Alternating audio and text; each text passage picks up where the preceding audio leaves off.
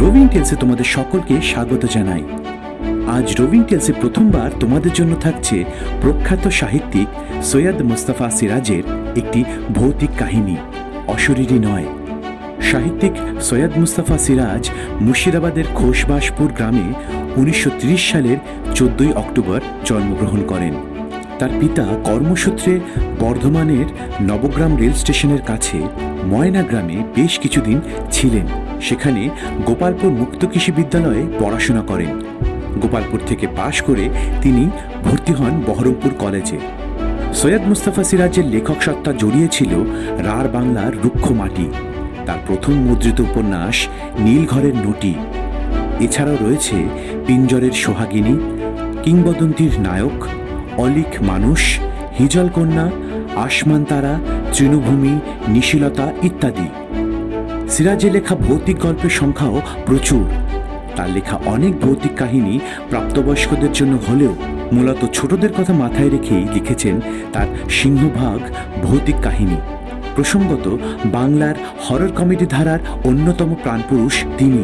তার ইন্তি, পিসি ও ঘাটবাবু, উড়ো পাখির ছায়া, রক্তের প্রত্যাশা, মানুষের জন্ম, মৃত্যুর ঘোড়া, রানীঘাটের বৃত্তান্ত ইত্যাদি অসংখ্য ছোট গল্পের জন্য বিশ্ব সাহিত্যের দরবারে স্থায়ী আসন পেয়েছেন। তার গল্প ও একাধিক গ্রন্থ ভারতের সমস্ত ভাষায় অনূদিত হয়েছে। অলিক মানুষ উপন্যাসটির জন্য তিনি সাহিত্য একাডেমি পুরস্কার ও বঙ্কিম পুরস্কার পান। 1979 সালে পেয়েছেন আনন্দ পুরস্কার। এছাড়াও তিনি পেয়েছেন বিভূতিভূষণ স্মৃতি পুরস্কার, সুশীলা দেবী বিড়লা স্মৃতি পুরস্কার, দিল্লির OUF সংস্থার সাম্প্রদায়িক সম্প্রীতি পুরস্কার, শরৎচন্দ্র স্মৃতি পুরস্কার, বিদ্যাসাগর পুরস্কার ইত্যাদি আরও অনেক পুরস্কার তিনি সামগ্রিক সাহিত্য কৃতিত্বের জন্য পেয়েছেন।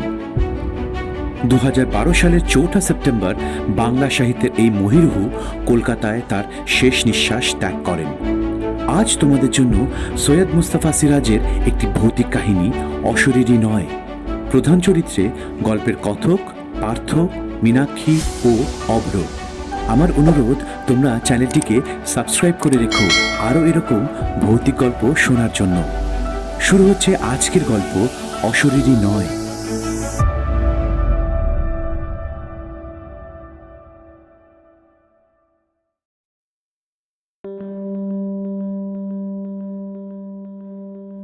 আমার বন্ধু পার্থ বিয়ের পর বউকে নিয়ে হানিমুন গেল প্রতাপগড়।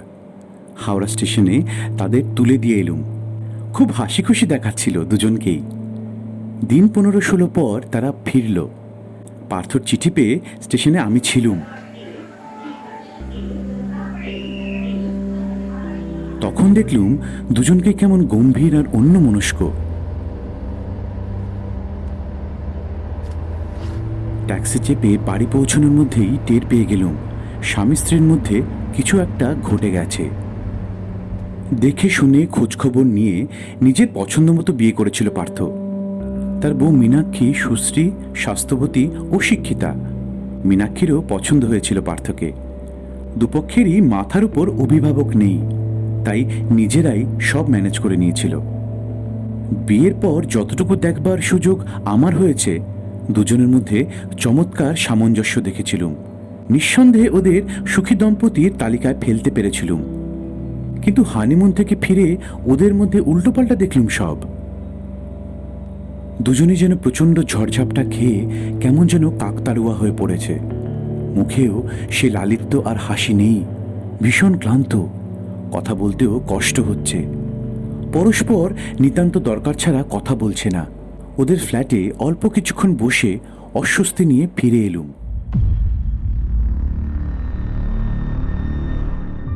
কদিন পর এক রোববার পার্থর ফ্ল্যাটে অনিচ্ছা সত্ত্বেও গেলুম। বেশ কৌতূহলী হয়ে পড়েছিলুম। তাই গিয়ে দেখি পার্থ একা চুপচাপ বসে আছে। মীনাক্ষী নেই। পার্থ বলল, আয় বস, না এলে আমিই যেতুম আজ। বসে বললুম, তোর শরীর খারাপ নাকি? পার্থ শুকনো হেসে বলল, কেন, বেশ তো আছি। হ্যাঁ, শুনেছি প্রতাপগড় ভারী স্বাস্থ্যকর জায়গা, সবাই সেখানে যায় স্বাস্থ্য ফেরাতে। হাসতে হাসতে বললুম, আর তুই ফিরলি অস্বাস্থ্য নিয়ে, কি রে? পার্থ গম্ভীর মুখে সিগারেট ধরিয়ে বলল,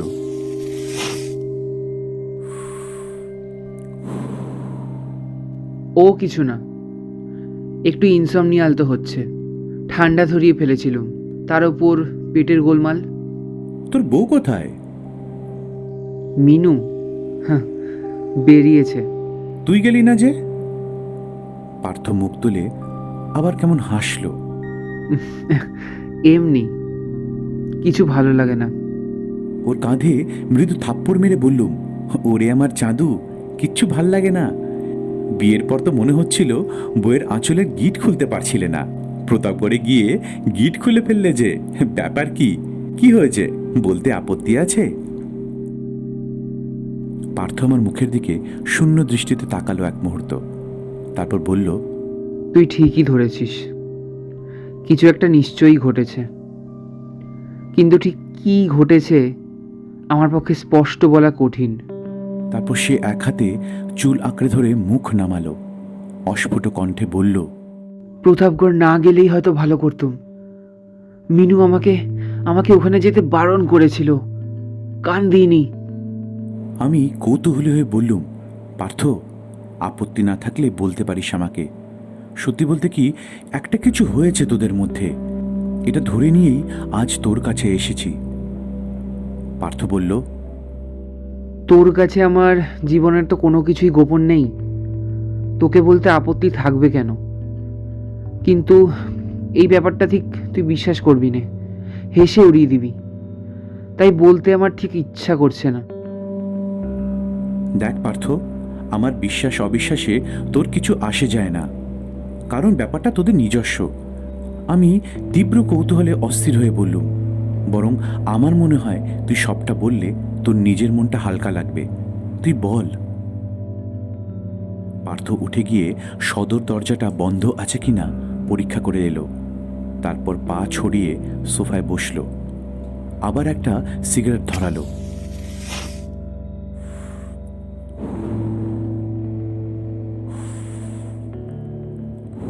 তারপর বলতে শুরু করলো, প্রতাপগড়ে পাহাড় যেমন আছে, জঙ্গলও রয়েছে, আর আছে নদী। প্রকৃতি যেন নিজের হাতে চমৎকার করে সাজিয়ে রেখেছে জায়গাটা। আশেপাশে দু চারটা কলকারখানা ব্রিটিশ আমল থেকেই রয়েছে, আজকাল সেগুলো কেন্দ্র করে নতুন জনপদ গড়ে উঠেছে। কিন্তু আদি প্রতাপগড় এখনও শান্ত, নির্জন আর সুন্দর, কারণ নদী, পাহাড়, অরণ্যের সীমানায় যেসব ঘরবাড়ি তা বড়লোকের সম্পত্তি, বাংলা বিহারের রাজারা আর ব্যবসায়ীদের মরশুমি আড্ডা। একটা পাবলিক স্বাস্থ্য নিবাসও আছে ওই দিকটায়। আর নদীর ধারে যে বাংলো বাড়ি, তার মালিক পার্থর চেনা জানা এক বাঙালি ভদ্রলোকের। তিনি সম্প্রতি মারা গেছেন, তার ছেলে এখন ওটার মালিক। বাবা সুবাদে পার্থর সঙ্গে তার পরিচয় হয়েছিল কয়েক মাস আগে। বিয়ের পর পার্থ হানিমুন কাটানোর জন্য প্রতাপগড়ের ওই সুন্দর বাড়িটার কথাই মনে মনে ঠিক করে নিয়েছিল। মীনাক্ষীকে সঙ্গে নিয়ে সেই নতুন মালিকের কাছেও গিয়েছিল, বাড়িটা যাতে ওরা কিছুদিনের জন্য পায়, অবশ্য ভাড়া দিয়েই নিতে চেয়েছিল। অভ্র, বাড়ির নতুন মালিক, সঙ্গে সঙ্গে রাজি হয়ে যায়, কিন্তু ভাড়া নিতে চায়নি। তাদের নাকি নানান জায়গায় অমন অনেক বাড়ি আছে। পাহাড় জঙ্গল এলাকায় ওই রকম সুন্দর ছোটোখাটো বাংলো করে রাখা তার বাবার অভ্যেস ছিল। সেগুলো কখনো কাউকে ভাড়ার বিনিময়ে দেওয়া হয়নি, বা এখনো হয় না। পার্থ যতদিন খুশি প্রতাপগড়ে বাড়িতে কাটাতে পারে, তবে একটা কথা, প্রতাপগড়ের বাড়িটা নিয়ে কিছুদিন থেকে একটা বাজে গুজব রটনা হয়েছে। বাড়িটা নাকি ভুতুড়ে। আসলে এই গুজব রটিয়েছে ওখানকারই কিছু লোক। অভ্রর বাবার কাছে তারা বাড়িটা কিনতে চেয়েছিল, পায়নি। তাই কতবার অভ্র একা বা বন্ধুবান্ধবদের সঙ্গে কাটিয়ে এসছে, কোনো ব্যাপার দেখেনি বা ভূতের নামগন্ধও টের পায়নি। তাছাড়াও আরো কতজন গিয়ে থেকেছে, কেউ কিছু দেখেনি। এখন পার্থ খুশি, সে গিয়ে ওখানে থাকলে বরং সেই সব স্বার্থ সংশ্লিষ্ট মহলের মুখে চুনকালি পড়বে। অভ্র তাই সমস্ত বাড়িটাই খালি রাখতে চায় না। শুনে মীনাক্ষী কিন্তু আপত্তি করেছিল, পার্থ ওকে বুঝিয়ে শুনিয়ে রাজি করে নেয়। আমাকে যাবার আগে ব্যাপারটা একটুও বলেনি, তার কারণ বলা যায় না, আমি যদি আবার ভূত প্রেতের ভয়টা মীনাক্ষীর মনে আরও চাঙ্গা করে দিই। আসলে সত্যি বলতে কি, পার্থ ধারণাটাই ঠিক। আমি ভূতের ব্যাপারে ভারী গোঁড়া আর বিশ্বাসী। আত্মা যদি থাকে, ভূতপ্রেত নিশ্চয়ই আছে, এ আমার ধারণা। ছাত্রজীবনে নাস্তিক পার্থর সঙ্গে এ নিয়ে কি আমার কম তর্কাতর্কি হতো? যাই হোক, দুজনে তো প্রতাপগড়ে গিয়ে পৌঁছলো। জায়গাটার প্রাকৃতিক সৌন্দর্য দেখে মীনাক্ষীর কিন্তু এত মুগ্ধ হয়ে পড়েছিল যে আর ভূতপ্রেত খুঁতখুঁতানি ওর মন থেকে দূরে চলে গিয়েছিল। বাড়ি দেখাশোনা যে করে তাকে আগে থেকেই অভ্র চিঠি দিয়ে রেখেছিল। সে থাকে কারখানাগুলোর কাছাকাছি। ঠিক সময় এসে বাড়ি গোছগাছ করে রেখে অপেক্ষা করছিল পার্থদের জন্য। লোকটা বাঙালি, মোটামুটি লেখাপড়া জানে, যাতে বামুন অতিথিদের জন্য রান্নাবান্না সেই করে দেয়। কাজকর্মে ঝি বা লোকজনের দরকার হলে তাও নিজে নিয়ে আসে। এসবের জন্য তাকে অবশ্য পয়সা করে দিতে হয়। ওর নাম হারাধন। হারাধন জানালো এসব করে গড়ে তার মাসে 100-র বেশি উপরি রোজগার হয়। মীনাক্ষীর আনন্দে খুঁত পড়ার ভয়ে হারাধনকে ভূতের সম্পর্কে কোনো কথাই জিজ্ঞাসা করল না। হারাধন অবশ্য নিজে থেকে কিছু বলল না। সে টাকা নিয়ে বাজারে চলে গেল। ফেরার সময় একটি মেয়েকে নিয়ে এলো, হারাধনেরই মেয়ে। বছর 19-20 বয়স, শ্যামলা রং, চেহারায় মোটামুটি শ্রী আছে, স্বাস্থ্যে একটা উদ্ধত লালিত্য আছে। মেয়েটির নাম মঞ্জু। মীনাক্ষী জেরা করে জেনে নিল মঞ্জুর বিয়ে হয়েছিল এখানেই। স্বামী একটা কারখানায় চাকরি করত, দুর্ঘটনায় মারা গেছে। বিধবা মঞ্জু বাবার কাজে সাহায্য করে। আরও সব ভাই বোনেরা আছে ওর, মা আছেন, চলে যায় কোনো রকমে। এ বাড়িতে যেসব বাবুরা আসেন তাদের সেবা যত্ন, টুকিটাকি কাজকর্ম বাবার পাশে থেকে সেও করে, বকশিস পায়। পার্থ আরও আশ্বস্ত হলো এইসব ব্যবস্থা দেখে। সে নিজেও যেমন, মীনাক্ষীও তেমনি একটু অলস প্রকৃতির। নিজের হাতে বিছানা গোছাতেও কষ্ট হয়। মঞ্জুকে পেয়ে ওরা খুশি হলো। প্রথম কয়েকটা দিন বেশ প্রাণ চাঞ্চল্যে কেটে গেল। দিনে ঘোরাঘুরি আর গভীর রাতে ঘুম। না, কোনো ভূত প্রেত, কোনো রহস্যময় ব্যাপার কিছু ছিল না। হারাধন রাত্রে কিচেনের বারান্দায় খাটিয়া পেতে ঘুমায়। মঞ্জু সন্ধ্যার আগেই বাড়ি ফিরে যায়, আবার ভোর 6টার মধ্যে চলে আসে। বেডটি নিয়ে দরজা নক করে। পার্থর মন ভরে গিয়েছিল স্বর্গের স্বাদে, মীনাক্ষীরও। জানালা দিয়ে সকালের পাহাড় আর নদী, নদীর ওপারে সবুজ অরণ্য দেখতে দেখতে ওরা বেডটি খেত। কোনো কোনো দিন বা রাতে বৃষ্টি হতো অঝোর ধারায়। নির্জন ঘরে ওরা স্বামী স্ত্রীর প্রেম ভালোবাসার অপার্থিব সুখে আপ্লুত হয়ে উঠত। তখনও কোনো অশুভ আত্মার রহস্যময় পদসঞ্চার ঘটেনি।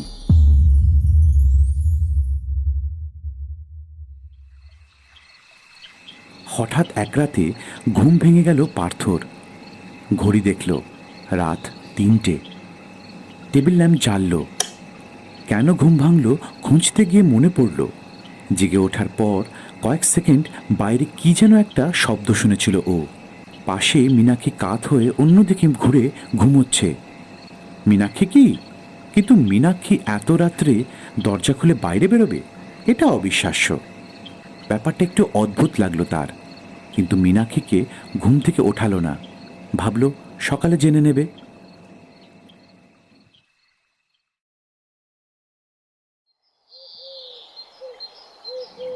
সকালে মীনাক্ষীকে কথাটা বলতেই মীনাক্ষী আকাশ থেকে পড়ল।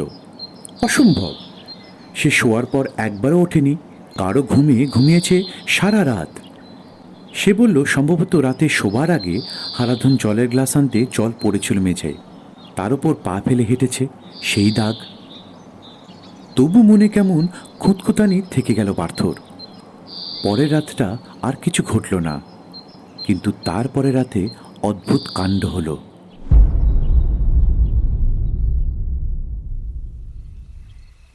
কি একটা শব্দে ঘুম ভেঙে গেল পার্থর। সে টেবিল ল্যাম্পটা জ্বালল। দেখল যথারীতি পাশে মীনাক্ষী ঘুমোচ্ছে। একটা মিষ্টি সুগন্ধ টের পেল পার্থ।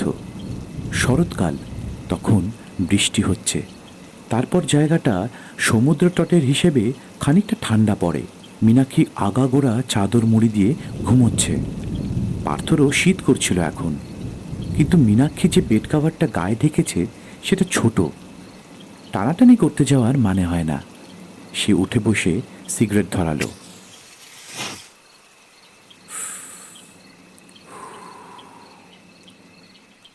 তারপর মনে পড়ল আজ তার ঘুম ভেঙেছে কি একটা শব্দে। সেটা বাইরের কোনো আওয়াজ নয়, খুব কাছের। ঘুমটা চলে গেছে বুঝতে পারছিল সে। উঠে বাইরে বেরোলো। বাইরে কৃষ্ণপক্ষের ফিকে জ্যোৎস্না, আকাশ পরিষ্কার। বারান্দায় কিছুক্ষণ দাঁড়িয়ে রইল, তারপর সামনের লনে নামল। সেই সময় হঠাৎ তার কানে অস্পষ্ট দরজা খোলার শব্দ ভেসে এলো। সে চমকে উঠল। এই বাংলো বাড়িটায় মোটমাট 6খানা ঘর। তারা যে ঘরটাতে থাকে সেটা একেবারে শেষ প্রান্তে। পশ্চিম আর দক্ষিণের এই ঘরটা লাগোয়া আরও 3টে ঘর রয়েছে। বারান্দায় উঠে বাহাতি ঘরটা ড্রয়িং রুম ও ওপাশের আরও 2টো এক সারিতে বড় ঘর।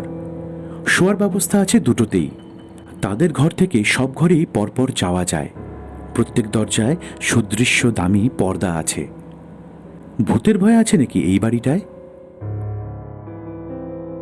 তখন সেই মুহূর্তে পার্থর বুকটা ছ্যাদ করে উঠেছিল, কিন্তু সে সাহসী আর বেপরোয়া বরাবর। বারান্দায় সতর্কভাবে উঠে ড্রয়িং রুমটার দরজার কাছে এসে কান পাতল। অবাক হলো, ভিতরে কোনো ঘরে অস্পষ্ট শব্দ হচ্ছে। তারপর যেন দেশলাই জ্বালার শব্দ শুনল সে। জানালা বন্ধ, কিছু দেখা যাচ্ছে না। সে দ্রুত ফিরে এলো নিজের ঘরে। মীনাক্ষী একই ভঙ্গিতে ঘুমোচ্ছে। চুপচাপ কিছুক্ষণ বসে ভাবতে থাকলো ব্যাপারটা। একবার মনে হলো হারাধনকে ডাকবে নাকি। পরে ভাবলো তাহলে কি কেউ এই রাত্রে এসেছে এখানে? অভ্রবাবুর কোনো লোক?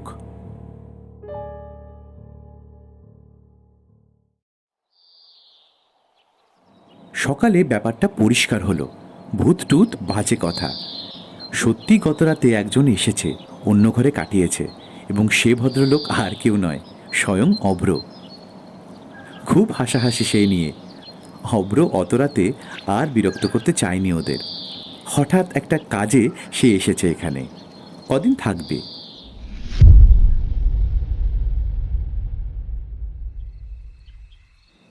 পরের রাতে আবার ঘুম ভেঙে গেল পার্থর। ঠিক একটি সময়ে একই ধরনের শব্দ। মীনাক্ষী যথারীতি চাদর মুড়ি দিয়ে ঘুমোচ্ছে। পার্থ সিগারেট জেলে বাইরে এলো। তখন সবে একটুখানি জ্যোৎস্না ফুটেছে।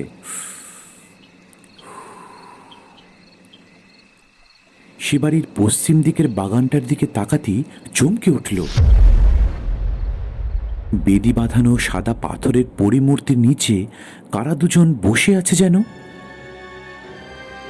পার্থ চুপি চুপি এগুলো বাড়ির ছায়ায় নিজেকে লুকিয়ে রেখে।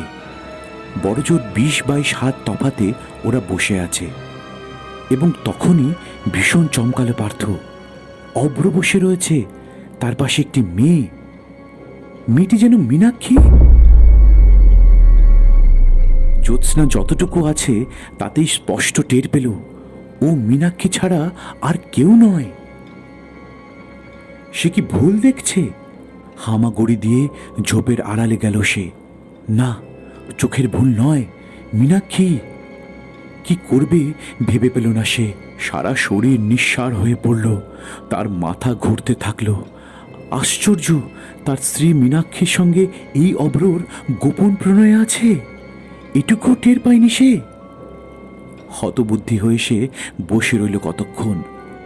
তারপর দেখল ওরা দুজনে উঠেছে। পিছনের দরজা দিয়ে বাড়িতে ঢুকবে সম্ভবত। পার্থ মুহূর্তে ঠিক করল নিজের ঘরে গিয়ে মীনাক্ষীকে অপ্রস্তুত করে দেবে এবং সোজা চার্জ করবে। তার ধারণা হলো মীনাক্ষী পার্থর ঘুমানোর সঙ্গে সঙ্গে অভ্রর কাছে চলে গিয়েছিল পাশের দরজা দিয়ে। এখন নিশ্চয়ই বিছানা খালি দেখতে পাবে সে। পার্থ বাড়ি ঘুরে বারান্দায় বেরিয়ে এলো। তারপর দরজার পর্দা তুলে অবাক হয়ে দেখল মীনাক্ষী তো তেমনি চাদর মুড়ি দিয়ে ঘুমোচ্ছে। তাহলে অবাক হতবুদ্ধি হয়ে সে বেরোলো। অভ্রের সঙ্গে যে মেয়েটি ছিল সে কে তাহলে? পাথরের বেদির কাছে গিয়ে সে দেখল বাড়ির পিছন দিকের ঘরের দরজার সামনে দুটিতে তখনও দাঁড়িয়ে আছে। সেই সময় অভ্র দেশলাই জেলে সিগারেট ধরালো।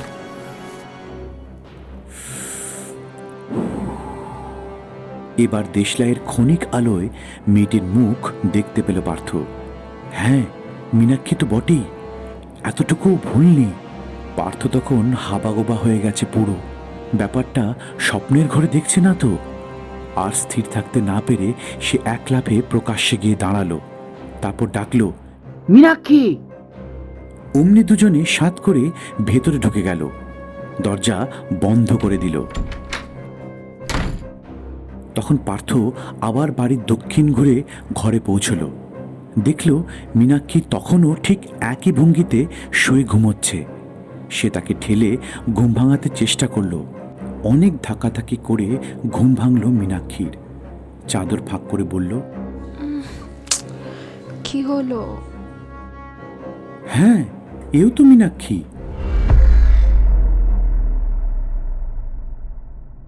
পার্থ সব ঘটনার বিবরণ দিয়ে এবার বলল, তাহলে দেখ কি উদ্ভট সমস্যায় পড়ে গেছি। আমি স্পষ্ট দেখেছি মীনাক্ষী অভ্রর সঙ্গে কথা বলছে। এদিকে মীনাক্ষী কিন্তু যথারীতি বিছানায় শুয়ে আছে। এটা এটা কি করে হয়? আমি বললুম, আচ্ছা পার্থ, তুই চাদর তুলে দেখেছিলি কি? পার্থ বলল, না, কিন্তু চাদরের ফাঁকে মাথায় সেই একই চুল, এক গন্ধ। নিজের বউকে ভুল করব? বললুম, তাহলে হ্যালুসিনেশন। বউকে বেশি ভালোবাসিস কি না? পার্থ গুম হয়ে বসে রইল। একটু পরে আমিও চলে এলুম। যা হবার তা তো হয়েই গেছে। মাঝখানে আমি কেন স্বামী স্ত্রীর এই নিষ্ঠুর সমস্যার মধ্যে নিজেকে জড়িয়ে ফেলি?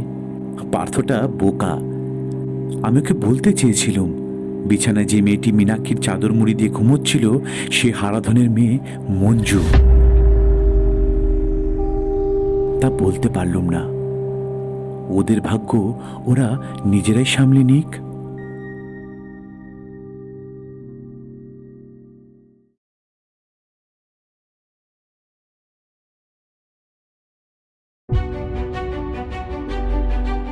শেষ হলো আজকের গল্প অশরীরী নয়।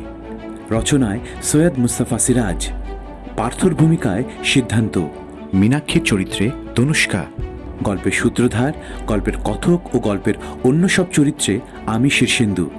কেমন লাগলো তোমাদের এই গল্প আমায় অবশ্যই কমেন্টস করে জানাবে। ভালো লাগলে চ্যানেলটিতে অবশ্যই একটা লাইক দেবে এবং সাবস্ক্রাইব করে রাখবে। গ্রাফিক্স ও থাম্বনেল ডিজাইন করেছে সৌভাগ্য।